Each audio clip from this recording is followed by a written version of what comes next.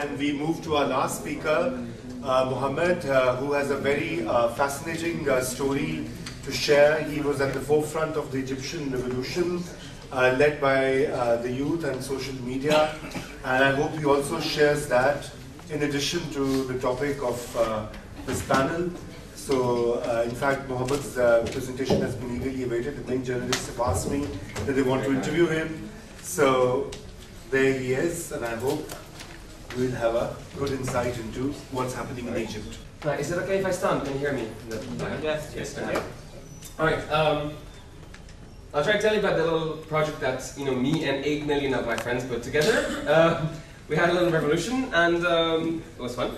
So I'll try to focus on on the use of social media in that, and I'll try to do it within 10 minutes. All right. So this thing popped up on my Facebook page. It said, "Were you part of the Facebook revolution in Egypt?" And I see that, and I'm like, "Nah, this is crazy. Stop calling it a Facebook revolution," because it was not a Facebook revolution. It's painfully unfair when you call it that, for two main reasons, I think. One, Facebook, Twitter, etc., are just the medium, right? They're not the message. It's like we didn't have a revolution, 80 years ago, and we didn't call it the telephone revolution. We didn't call it, the Telegram Independence War. That it's not about the medium; it's about the content. So that's the first point.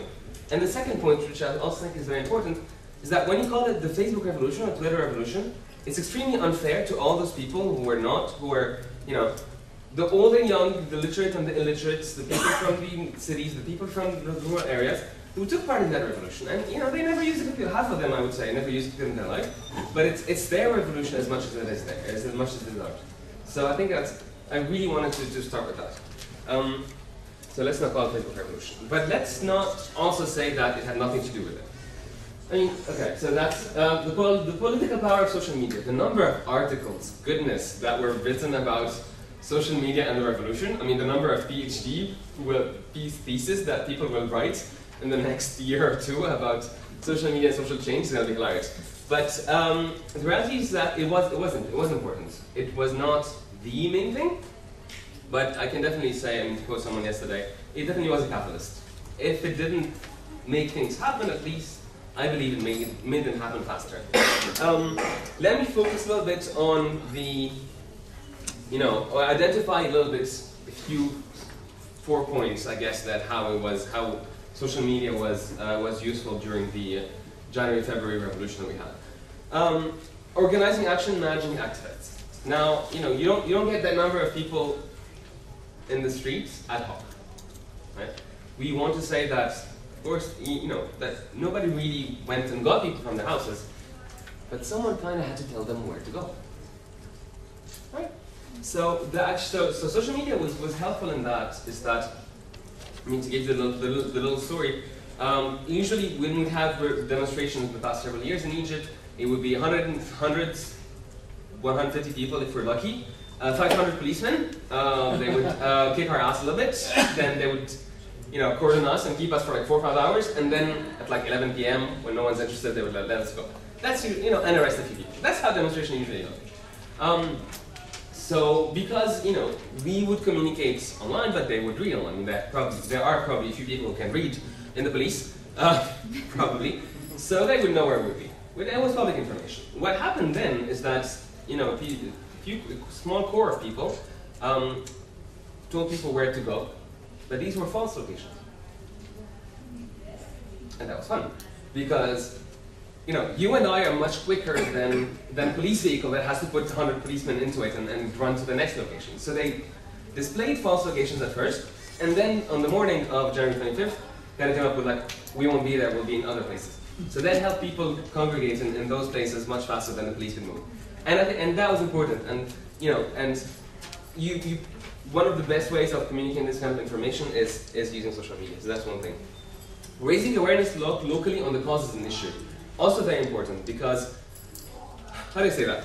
When this was happening, Egyptian television was either saying that those people are criminals, or they would just, local news, the zoo just had a new baby elephant kind of thing.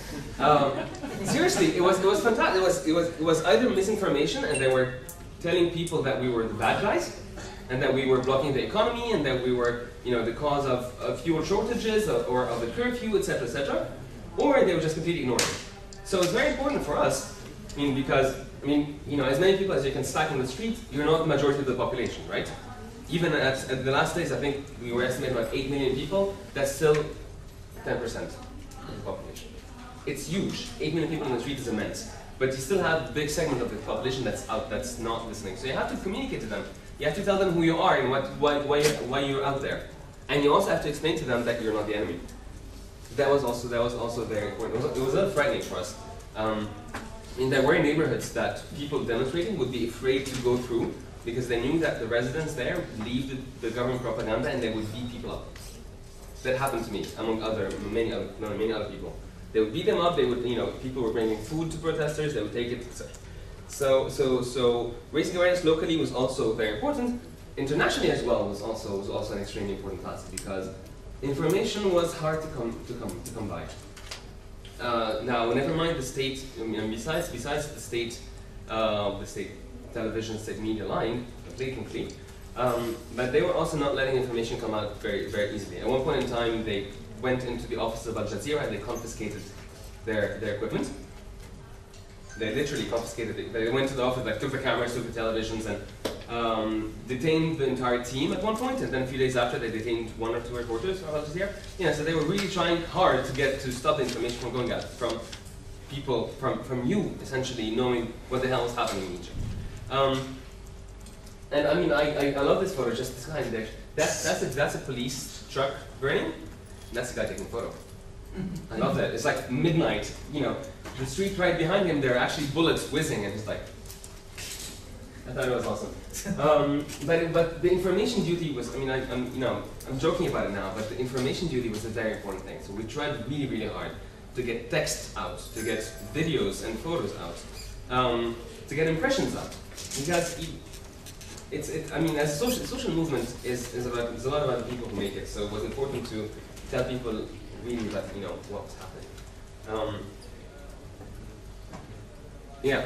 That was people charging their phones. They kind of got a cable from a store, and then they plugged it into one multi-cable thing, and then others and others and others, and people would go there all day and all night to recharge their phones. Because everybody has a phone. Do not underestimate. And we really talk about the internet, but it's really important. Several of my co-panelists hinted at that. You don't necessarily have to have a laptop, but if you have a telephone, you can receive text messages or send text messages. Then you're also just as an important social media producer as anyone else. That was my phone.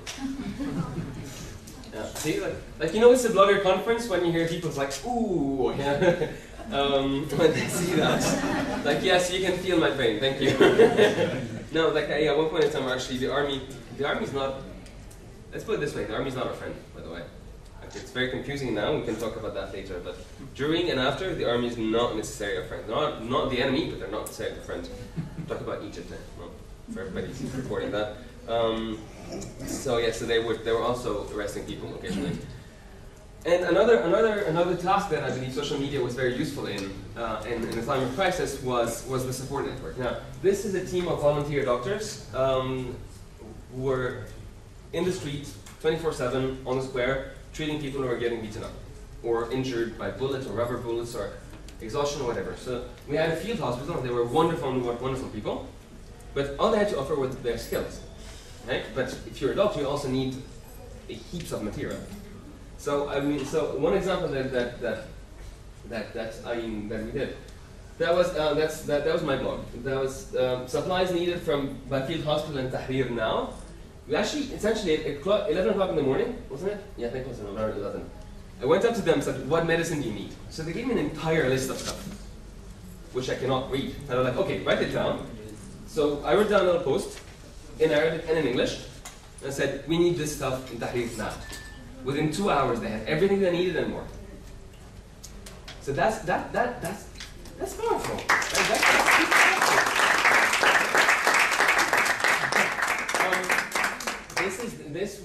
This was in a hospital. That was also the day after one of the most violent days, same. There was a little call saying we need blood.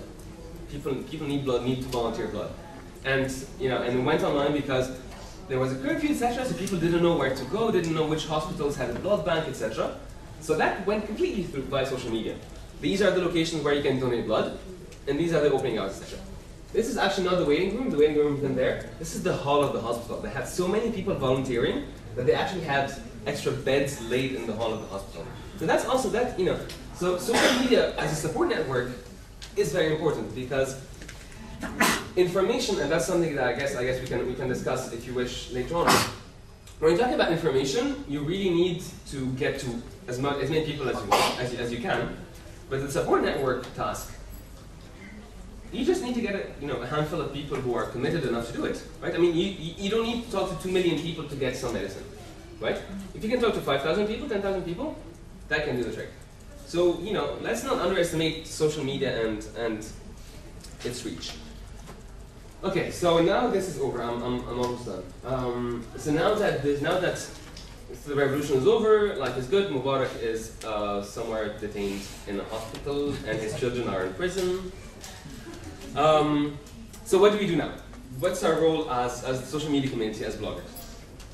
An example that we have that could be interesting is that in March we had a referendum. They were modifying the constitution. So we had a national referendum, and people came out massively. I reckon 18 million people voted on that day, which is something that had never happened in the history of Egypt. I mean, usually, because people never really believed in votes, because they knew that elections were rigged anyways, people didn't participate. So it was a really interesting trial because we never had a big election before, never had a big vote. And what was interesting is that, okay, so the guy's supposed to be behind the curtain. Okay, so you guys do elections, we don't do that. So you're supposed to vote behind the curtain. People are not supposed to see what you're doing. That guy was on the table, and I can see what he's marking. Okay, that's a huge technical violation of the vote process. Same here. That was the guy in charge of the box. There were like 4 boxes in the same room, which is also against procedure. You're supposed to have 1 box. There's a very clear regulation of how you should go. Get your finger inked and then check your name on the list, etc., etc. That was a complete disaster. I mean, this referendum was really good politically. Technically, it was a complete mess. So is that our role? Maybe our role now is that we are reporting on stuff like that. Are we checking violations? How can we help? Because maybe we know something that the mainstream press doesn't know. If somebody happens to know what the real procedure is, maybe the newspaper doesn't know. So is our role to report on things like that? Or does it go even deeper than that? Amn al-Dawla is state security, and sometime in the first week of March, people raided the offices of the state security, which was, well, among other things, spying on people and torturing people and all the fun stuff that they like to do. So people actually went to their offices, and they found heaps of documents. I mean, they destroyed a lot of them, so you had piles and piles of shredded paper. But you also had a lot of papers. Reports about, secret reports, like observation reports, it's like your life, everything about your blog, photos of people in parties and house parties, and it's really frightening. But it's the kind of stuff that they did. But also internal reports about their own activity, what they were spying on people, what they think about certain people, what they think about certain political groups and stuff. So what people decided to do is that they took some of those documents, so they took photos, and they decided to put them on the internet. They called it Amn al-Dawla leaks, state security leaks. And that's a whole new dimension of the blogger role, because you're not just you're not just creating social media because you're adding information or you're reporting on something, but you're actually uncovering secrets. Is this our role? Are we like the sixth state? Maybe. That's a question that still hasn't been answered.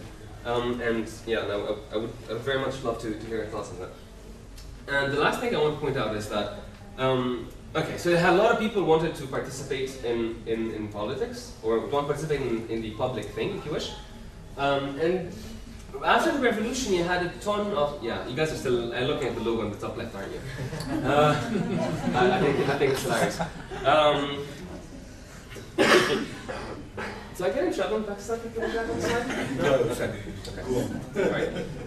So I had a lot of new initiatives that came out trying to since people wanted to be part of it, people felt ownership of their country. Like, okay, so we can help now. What do we do? So I had a number of initiatives that came out. A lot of them were about the whole, keep Egypt clean thing. Let's clean up, let's clean the streets, let's paint the roads, etc., which is wonderful. But it's like we need more than that, right? If you're a country that's building its political future, then you kind of need more than painting streets.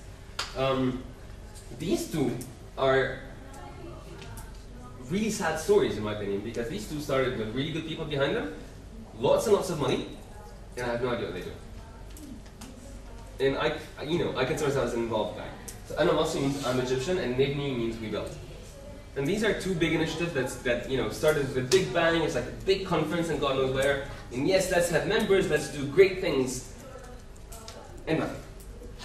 Okay?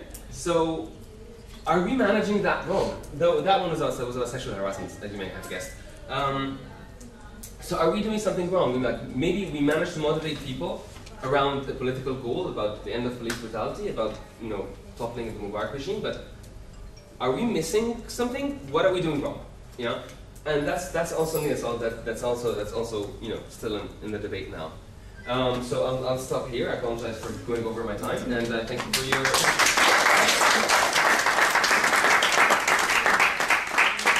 Okay, take a seat, and we have 20 minutes, and so we have to be really inventive with time. So let's try, and I'll start with Saad there because he even raised his hand earlier. The very first thing that impressed me about the Egyptian uprising, irrespective of it being against a tyrant or whatever, was the very fact that you took responsibility for your country. You brought along garbage bags. You didn't spread garbage along the roads. You didn't destroy public property. You didn't destroy people's shops. You didn't do anything of that sort. Was this intentional on part of the organizers of the entire movement? What enabled you folks to actually take responsibility for your uprising in a way that it didn't upset the local life? You cleaned up the entire place right after every single night after when you were thrashed, when you were beaten down, but you still went around, cleaned everything up, patched people up. Well, it's a very good question. Was it deliberate? I think. Well, people started with. I think the one simple concept that people started with was peaceful, right? One of the main slogans that people were chanting on the square was Silmiya, Silmiya, Silmiya. Peaceful, peaceful, peaceful. It's going to be a peaceful uprising. And it, kind of peaceful becomes that you don't trash stuff, you don't beat up people, you defend yourself. Hey, there were fights, there were some nasty fights happening, but there were some outlandish moments when you had these crazy standoffs and people coming to beat you up, and you had everybody raising their hands and saying we're going to be peaceful. So that was yes, I think it was very conscious. Conscious in the meaning that they really believed in it, but not in the meaning that somebody was behind you telling you no, do not throw trash. You know what I mean? It's like it's very funny that people can develop this thing that was referred to afterwards as the morals of the square, akhlaq al-midan. We're like, because luckily for instance, there were no sexual harassment. People were nice to each other. People shared food and water. People protected each other, and you're like, this is nice. And more importantly, we can do that, right? But we don't have to live in a dirty city, because for 18 days we lived in a rather clean area. It was safe. People were helpful, etc. So so the whole. I want to believe that we can replicate that in the long term. Not sure that we're able to do that very well, because a lot of the bad habits are coming back. But the experience that it can be done is gives you hope, right? That's my thought. Thanks, Amar. Quick one. Okay. Now the revolution is done.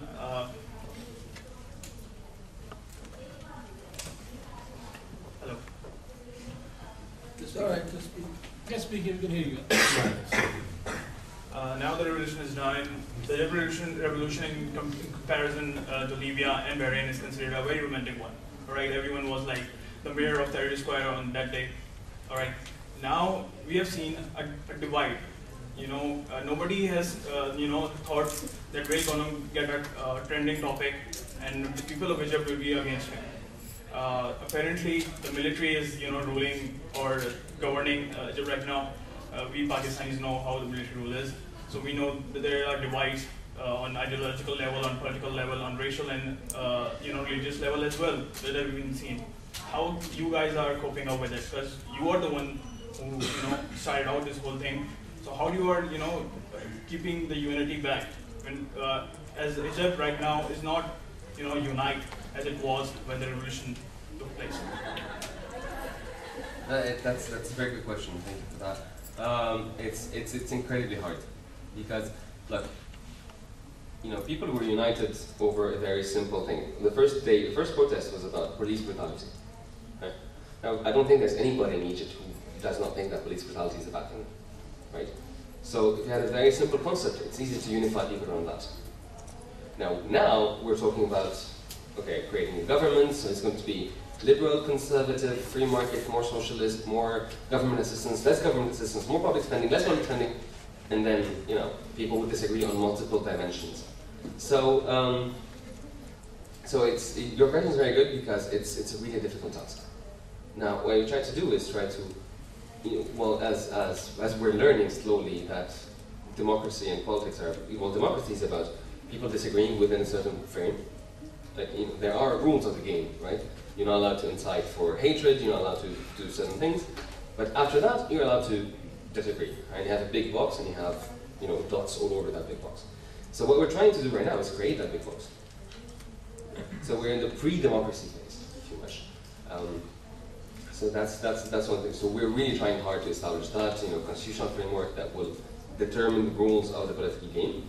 So that's one thing. You spoke about religious differences, and also very, very important thing because in the past couple of months we had several sectarian clashes that left a couple of people. Well, I think one time.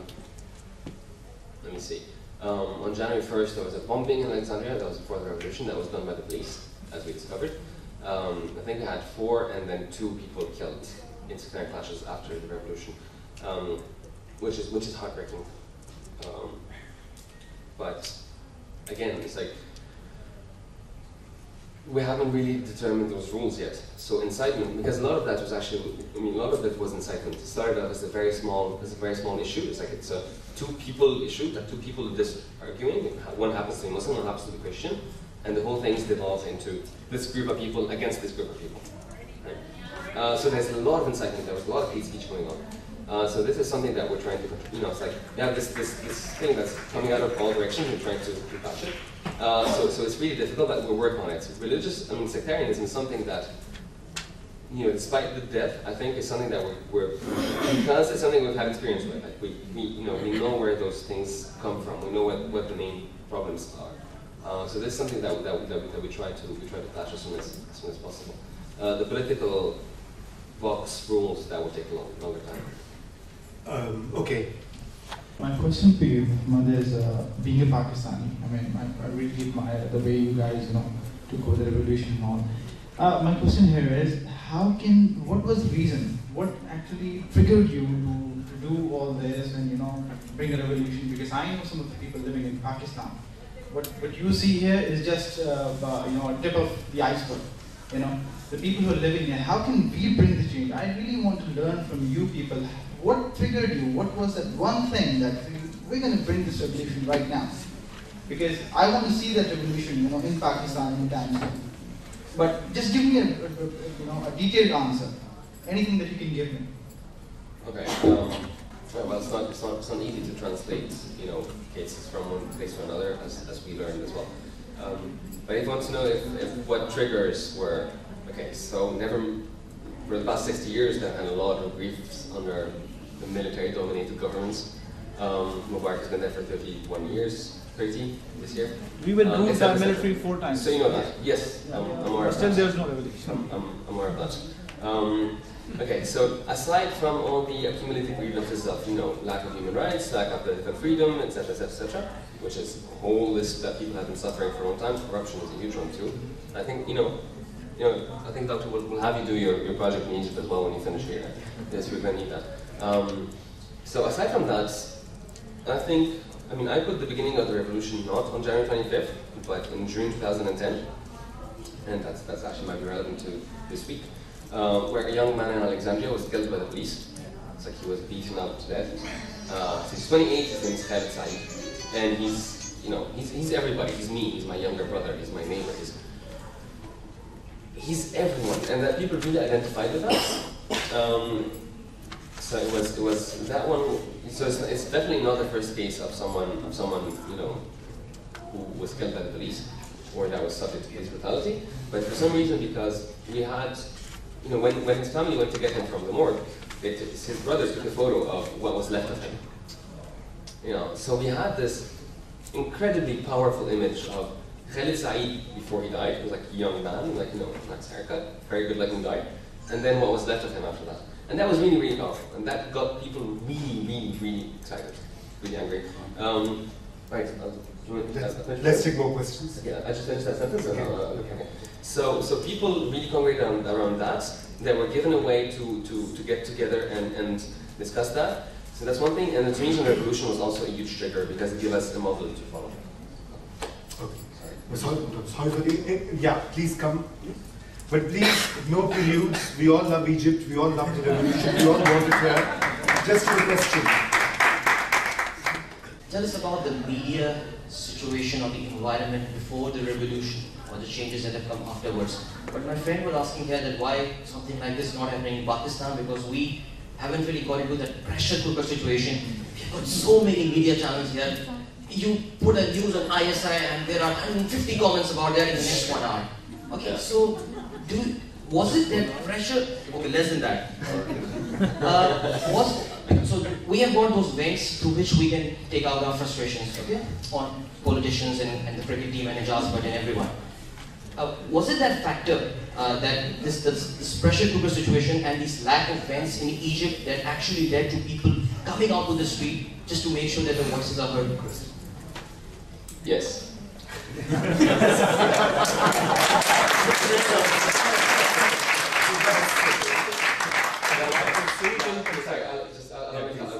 Allow me to elaborate a little bit. So yes, the pressure cooker was very important. How the government's stupidity in dealing with things was very important. As here, I was talking with people yesterday, and we talked about the killing in the Zerbut park here by the ranger. And they tell me that the government here is actually much better at absorbing anger. They form a committee, right? Apparently, forming a committee is something that is a hobby of the government. And that's the way that they absorb the issue, and they kind of let people vent their anger, allow people to say how upset they are, and they promise that the policeman who was responsible for that will be put on trial, etc.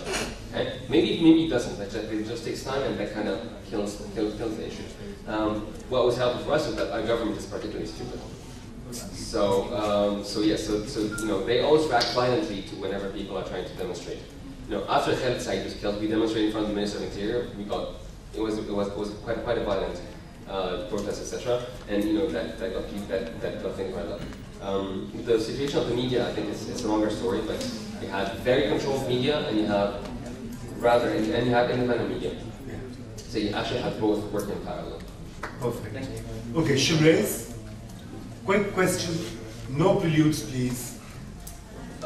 You all spoke about the apathy that individuals face in different societies. The question that I want to ask is, how do you use social media to actually go beyond that? How do you spread awareness, get your message across to people who don't usually use Twitter or anything? Do you start offering an SMS subscription service to Twitter or do something like that? And when something like that happens, how do you stop,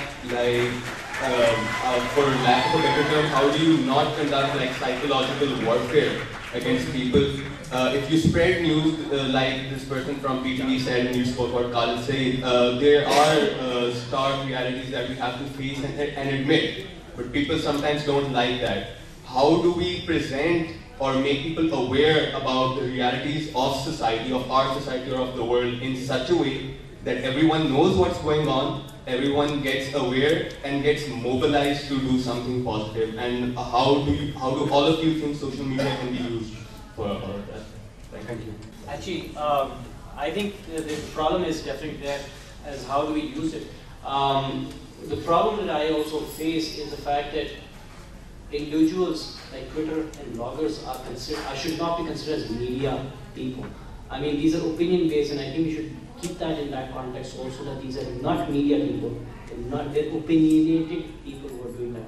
As far as reaching out to the masses, SMS is definitely there, because I believe internet in Pakistan will not flourish as much as mobile technology and SMS or web technology that you.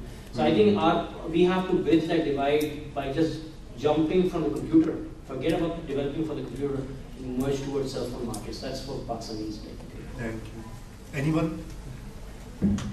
Okay, I agree with you. Actually, for the mobile phones in Indonesia, around 80% of the internet connection is made via mobile phones at the moment. So it also gives a lot of access to people. So it's not no longer social media is no longer for the middle class and upper middle class. Also, people in rural areas also accessing it and using it. So for doing things offline as well. That's why in Indonesia we have this communities where we meet offline to actually plan out what we can do, what are the things that we can collaborate with. So we bring the online to meet people and ideas and opportunities and mix them together, but we meet offline after that to plan ahead. Yeah, your question is really good, because you point at a huge limitation of social media. It's about who it reaches, right? However, one important thing that whenever we look at statistics of who uses Facebook or who has internet or who speaks English, etc., you kind of have to break it down by segments, right? By rural, urban, and by younger, older. And if you're talking about street activism, then you're usually talking about younger people, by experience. That's how it happens. And these are the people who are also the biggest users of social media. So I agree that there's a huge limitation, and there are just so many people you can reach. Because it's interactive, it's not static, so they don't receive the information, they have to go find it somewhere. But also, it's not as bad as a disadvantage, because you also reach to a large extent the population that you really want. So kind of balancing that. Okay, just to. I have a question from Twitter. Sulman Lalani wants to know, Mohammed, all these elements, you mentioned corruption, military rule, and lack of human rights, and a boy killed by the police. Says all these elements also present in Pakistan and right for electric revolution. Would it happen here too? I think that's more a question for the room than it is for me, to be honest. But I guess I don't know enough about Pakistan to try to venture answers. I would not be as pretentious as to try to do that. However, maybe if I can go back to the triggers question, which is really good. I think what needed to happen for us is that, so essentially, you need the pressure cooker, as you said, so that's present. We have that, so check. You need an issue that rallies people very, very closely, and that is very focused. In our case, it was police brutality, so that was that for several months, you had hundreds and thousands of people who were on that Facebook group, for instance, about the death of this guy. So one specific issue that gets people rallied, check. What else was important? The knowledge that we can do it. And that was very important, because if some of us have been protesting for years and years, and there were also 100 of us, the fact that Tunisia happened before us, it was like, hey, it can be done. If enough people speak, the government obeys. And that was new to us. That maybe people who do democracy, who do elections, are used to that. For us, it was completely new. So the previous model was also very important.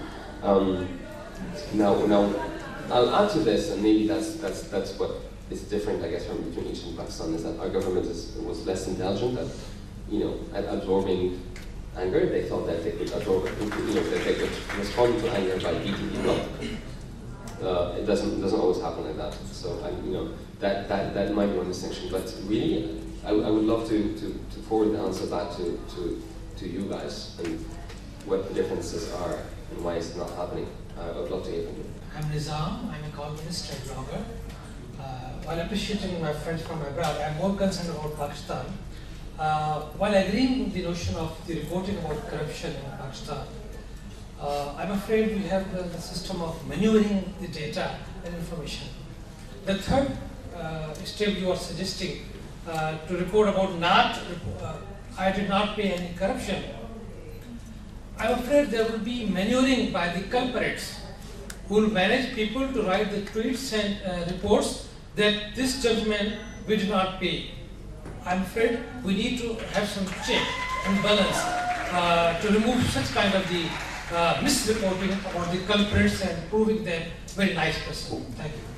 I think valid, absolutely valid. That's more important. I say you keep the data open all the time. A closed data set would be more prone to even questioned by us also to be yellow way manipulated, because these people are manipulating also. So it's important the minute the data comes in, taking out the sensitive information, put it on. Maybe you might be right. I mean, I think we could verify that Ushahidi or Harassment also does a model of verifying information. It doesn't go public like that. So I think we'll have to go through that process. Sorry. What role did what was the role that the local language played in the book? And my question for Awab is, why isn't he blocking the Because most of the people speak Urdu, very few speak English. Well, the local language being Arabic. Arabic is actually, I believe, Arabic is more dominant in the Egyptian blogosphere than English. It definitely is on the Egyptian Facebook universe. It definitely is more dominant than English. So, and that was extremely important. Right? Now, we're looking at statistics of use of social media, and I think 2008 when Facebook introduced Arabic, the thing went skyrocketed. So it was really important for everybody to work in local language. Actually, it's interesting. You know that the one that's in the bottom right. One thing, I was looking at the website yesterday, and I realized that the default of the website is English. You have to go and click on Arabic. This is completely stupid. I mean, this is hugely dumb because all the others know that, and even if the logo is in English, to keep it clean, but they know that unless they're talking to Egyptians who mostly speak Arabic, right? These guys somehow thought that they could pull it off by having the default page in English, which would be a huge turn off for most people. However, so that was very important. However, I guess in the activist community, I think it's more bilingual. So I blog in English mostly. I occasionally blog in Arabic, but I blog in English primarily, just because that's how my audience was formed. But so within the small community, I guess the discussion is bilingual, but within the larger public, it's overwhelmingly in Arabic. And if you don't see that, then you will fail at talking to that, at addressing most people. Thank you for that. Very important point. Thank you. Very good answer. I think that this is one of the challenges we also face in Pakistan, the language divide and the barrier, and I think that's something we need to think about and overcoming. Well, just in fact, before the conference started, I was talking with Idris about my actual frustration of not having been able to write in Urdu, because the script that's there, the Unicode script is totally, I cannot read it practically. And I think Nastaliq has to be developed more so, it has to be promoted, and big newspapers like Geo have to move away from images and actually go into text font like BBC is doing it. I mean, they're stuck in the back pages. So I think it has to start with the trend with development of the Urdu language itself as a core, and they've given up on that. So, can I add something? Just a second, first his turn, so please. I'm Amar Nazian. I'm a student of BS in Education Department, University of Karachi. And he set a very good example for educationists. I would like to share first something. Last month I posted an update on FB. Is that people still think to donate for education? So mostly people discourage me, and they thought don't expect them in education field. But one person contacted me privately and asked, what do you want for your department? And I told him there is no multimedia projector in our department, or this is a very helpful tool for learning. So he donated about 58,000 rupees to me for projector. But my question is, how people started trusting on you when you started your project? Thank you.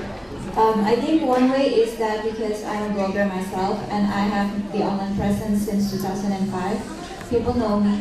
And then the media interviews also help, because when the media have profiled you and run a series about you, the trust level just grow and companies started wanting to work with you. So, but it actually builds from social media, because the journalists who contact us through our blog or through our Twitter, and that's how they actually reach to us. But actually, when we already have this idea for the Pioneer since 2006, but we asked people and got the same response: no, people won't do that. So we just hold that idea for 2 years. In 2008, we think, okay, we just have to do that. If we have 5 people joining, that's good enough. We can actually have 1 kid back to school, and that's fine. But then it started rolling. So I think if you believe in it, I think it can happen. It's about languages. More than 5,000 languages are being spoken all over the world, and in UPB only more than 900 languages are being spoken. So for this question, I was just wanted to add that by 2-3 decades, there are very few languages that are going to, that are being spoken in coming few years. So the important thing is to when a global village is you're interacting in a global village, it is important to protect your culture, as language is part of its culture, but not emphasizing that you should be interacting in your own language. It's important to interact in the language that is widely understood. That was a good addition. So I think let's wrap up this session. Please give a very big hand to our